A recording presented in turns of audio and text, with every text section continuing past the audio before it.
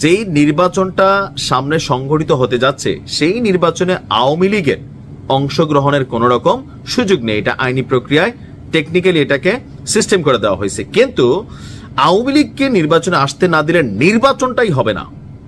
আওয়ামী লীগের নেতাকর্মীদের এই যে মনের ভাষাটা, সেটা প্রকাশ করেছে জাতীয় পার্টির চেয়ারম্যান জিএম কাদের। দর্শক, জাতীয় পার্টি ও কার্যক্রম নিষিদ্ধ রাজনৈতিক দল আওয়ামী লীগকে ছাড়া নির্বাচন হতে দেওয়া হবে না।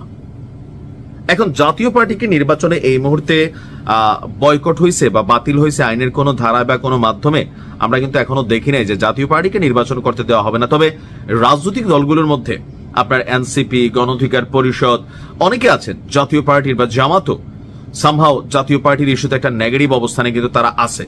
এখন জাতীয় পার্টিকে নির্বাচনে আসতে দেওয়া হবে না, নাকি জাতীয় পার্টি নির্বাচন করবে না, নাকি জাতীয় পার্টি নির্বাচন হতে দিবে না, এটা তিনটা আলাদা আলাদা এখানে পয়েন্ট তৈরি হয়। প্রথমত, জাতীয় পার্টি নিয়ে অন্যান্য রাজনৈতিক দলগুলোর যে ভয়টা কাজ করতেছে সেটা হচ্ছে আওয়ামী লীগ। কারণ জাতীয় পার্টি সারা বাংলাদেশে এত বছর গেল 16-17 বছর এক ধরনের অস্তিত্ববিহীন, শুধুমাত্র সংসদে রওশনের সাথে দেখতাম আন্টি না দাদি পানটান মনে চিবাইতো, চাবাইয়া চাবাইয়া কথা কইতো, আর এর বাহিরে রওশন এরশাদ এবং জিএম কাদেরের লড়াই, চুন্নু ভাইয়ের লড়াই, এগুলোই আমরা দেখছি।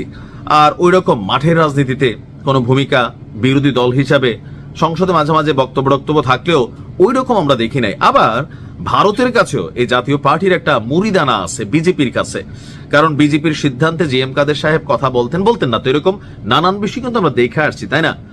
এখন এই জাতীয় পার্টির হঠাৎ করে এই যে সাহস তৈরি হচ্ছে, অথবা জাতীয় পার্টি নির্বাচন হতে দেবে না, এইটার ব্যাকবোনটা, মেরুদণ্ডটা কিন্তু হচ্ছে আওয়ামী লীগ। এটা কেন? আওয়ামী লীগ তো নির্বাচনে সরাসরি আসার সুযোগ হবে না। এখন জাতীয় পার্টির 330টা আসনে কি প্রার্থী আছে এই মুহূর্তে কারা? সেখানে টেকনিক্যালি আওয়ামী লীগের যারা ফ্লোটিং ভোটার, তারা সবাই মনে করতেছেন এই সরকার বা আগামী দিনে বিএনপি বা জামাত যারাই আসে তারা তাদেরকে মিথ্যা মামলা দিবে, হয়রানি করবে। আর প্রশাসনে না থাকলে ভাই আপনি পিঠ বাঁচাইতে পারবেন না, কারণ রাষ্ট্র প্রশাসনকে বেসিস করে চলে। রাজনৈতিক দলগুলোর মূল ক্ষমতাই হচ্ছে আসলে আমাদের প্রশাসন। অলরেডি কথা উঠছে যে আপনার জামাত ইসলামের অভিযোগ, ডয়চে ওয়েলেতে আসছে নিউজ, যে বিএনপি অলরেডি আমাদের যারা পুলিশ আছেন এই মুহূর্তে 70-80% পুলিশ বিএনপি পন্থী। এটা জামাতের অভিযোগ, ডয়চে ওয়েলের আজকের নিউজ, জিনিসটা আপনারা দেখছেন। তো সেক্ষেত্রে স্বাভাবিকভাবে আওয়ামী লীগের সময়ে এই পুলিশ প্রশাসন যেমন আওয়ামীকরণ হয়ে গেছিল, বিএনপির সময় বিএনপিকরণ হয়ে যাবে। কারণে আওয়ামী লীগকে দৌড়াবে ধরবে, জাতীয় পার্টির দৌড়াবে ধরবে। সো পাওয়ার কানেক্টেড হওয়া জরুরি।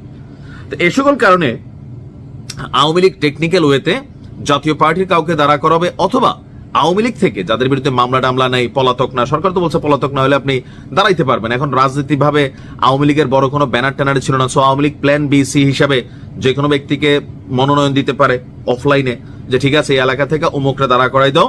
আর যত আওয়ামী লীগের নেতা কর্মী আছে সবাই কিন্তু গণহারে ভোট দিবে।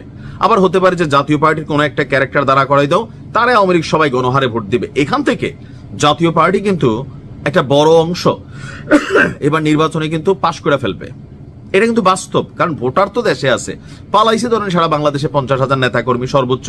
বাকি যে ভোটারটা আওয়ামী লীগের যে সমর্থন আছে এখনো মাঠ পর্যায়ে বিভিন্ন জরিপ বলে বা অনেক বিশ্লেষকরা বলেন 30-35% তাদের ভোট ব্যাংক আছে। সো এই ভোট ব্যাংকটা কোথায় যাবে? এটা জাতীয় পার্টির উপর দিয়ে যাবে, অথবা প্ল্যান বিতে কাউকে দাঁড়া করলে তার উপর দিয়ে যাবে।